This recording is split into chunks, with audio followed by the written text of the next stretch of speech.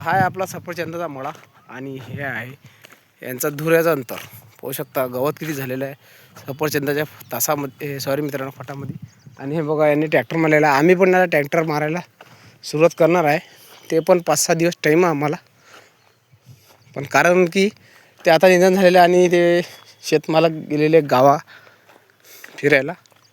आणि ट्रॅक्टर बोलायला म्हणजे त्यांचा एक माणूस आहे ट्रॅक्टरचा जवळचा माणूस, तेच माणूस सांगते ते. हे बघू शकता. आणि तूर बघा आपली कशी आहे, बघू शकता मी कशी आहे तूर मित्रांनो.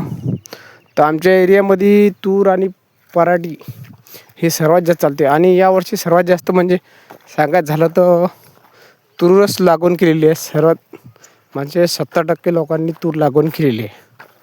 आपण पाहू शकतो कशा प्रकारे तूर लागवण केलेली आणि कोऱ्याच ठेवलेले पाण्याच्या यायला.